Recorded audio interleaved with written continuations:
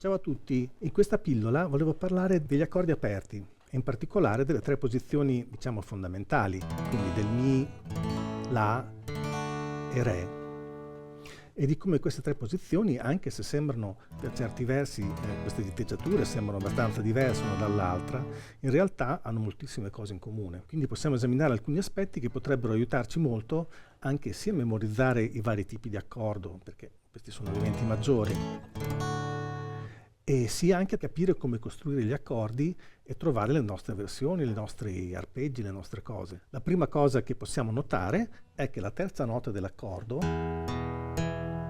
sia per il Mi che per il La che per il Re, è sempre un'ottava.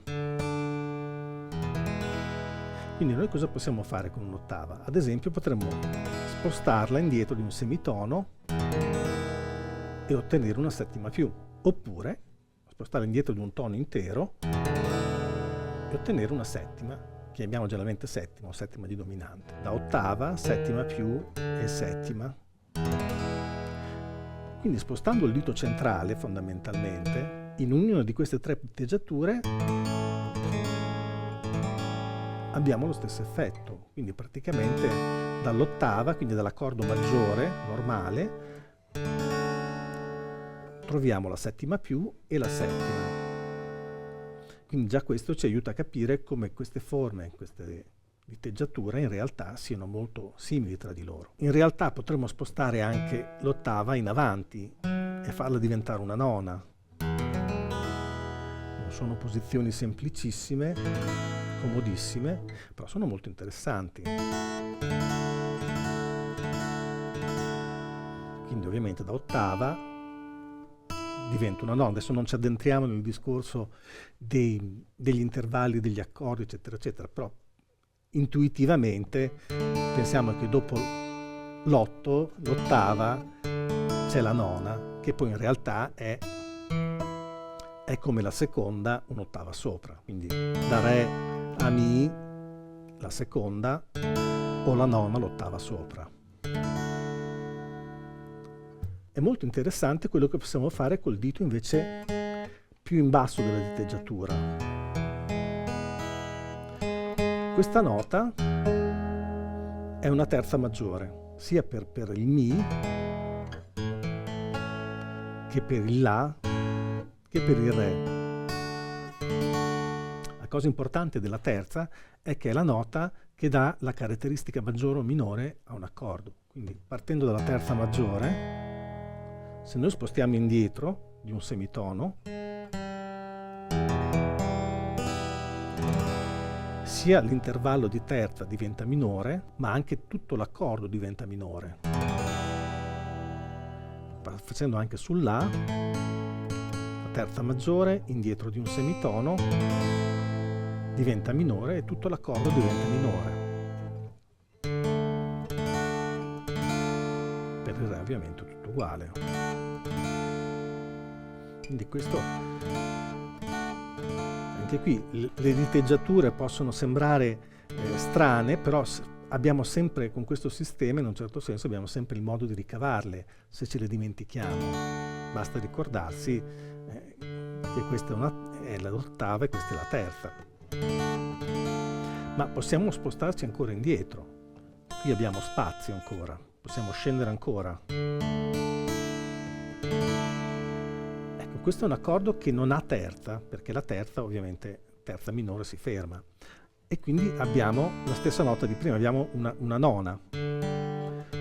Non dico seconda perché appunto è l'ottava, diciamo, rispetto al Re, e l'ottava è la nota superiore. Diciamo che la terza non viene mai chiamata decima, siccome la nota fondamentale di un accordo dopo la tonica rimane sempre una terza, quindi non si dice mai una decima. Quindi abbiamo un accordo sospeso di nona, la stessa cosa per il La, minore, sospeso nona. Per il Mi non è possibile perché non abbiamo più tasti, abbiamo finito la chitarra. La terza, quindi il dito più in basso, può essere spostato anche in avanti, per ottenere sempre un accordo sospeso, ma questa volta di quarta, che possiamo combinare insieme alla settima se vogliamo. Quindi su tutte e tre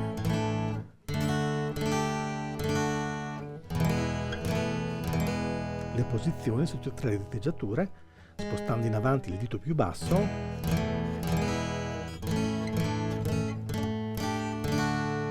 abbiamo un accordo sempre sospeso senza la terza, che chiamiamo quarta o undicesima. In termini pratici tante volte si dice quarta, sospeso quarta, in realtà generalmente un'undicesima. Possiamo andare ancora più su, andare a una undicesima aumentata, che è un suono particolare però interessante.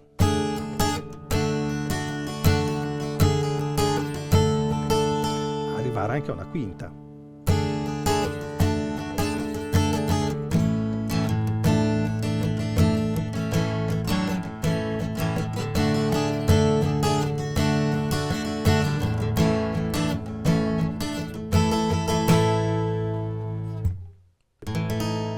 Bisogna stare attenti sugli accordi di La e di Mi, avere molto vicini quarta eccedente e quinta è una dissonanza che se la vogliamo va bene, ma se non la vogliamo può essere fastidiosa. In un arpeggio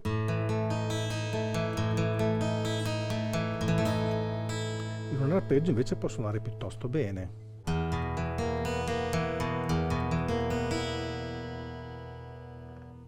Ecco, nell'accordo di Re possiamo scendere ancora, dopo la settima dominante, possiamo scendere ancora una sesta. Quindi ottava, settima più, settima, sesta. Mentre per gli altri accordi non è possibile, dobbiamo trovarla in alto. Qui abbiamo un'altra quinta, esoliamo un po' da questo discorso, ma qui abbiamo un'altra quinta e quindi questa diventa una sesta. Stessa cosa per il La, questa è una quinta, quindi con un bel barré facciamo una sesta o tredicesima, in questo caso una settima tredicesima. C'è dentro la settima e la tredicesima. E anche un bonus natalizio. Quindi alla fine queste tre posizioni che sembrano abbastanza diverse tra loro in realtà sono praticamente la stessa cosa. Quindi abbiamo visto che muovendo lo stesso tipo di dito, lo stesso dito nella diteggiatura, abbiamo esattamente gli stessi effetti. E infatti queste tre diteggiature in realtà sono la stessa cosa. Quello che ci cambia la forma, è semplicemente il fatto che dobbiamo compensare il fatto che tra seconda e terza corda noi abbiamo solamente 2 semitoni di differenza e quindi quando ci spostiamo da questa corda, quindi dalla terza alla seconda, dobbiamo salire di un semitono. Quindi questa nota, passando su questa corda, deve salire e quindi la nostra forma diventa questa. Salendo a Re, questa nota va avanti di 1.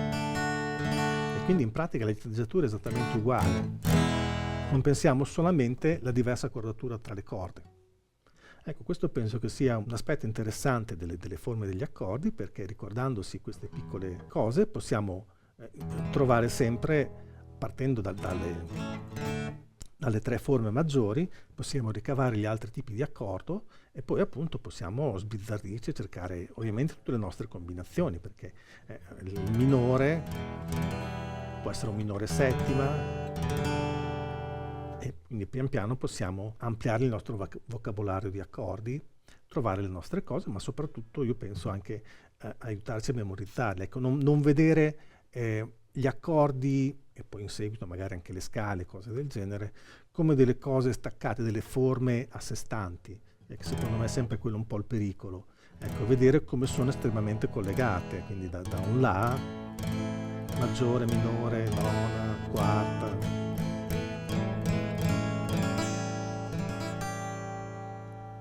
Ecco, direi che per il momento è tutto.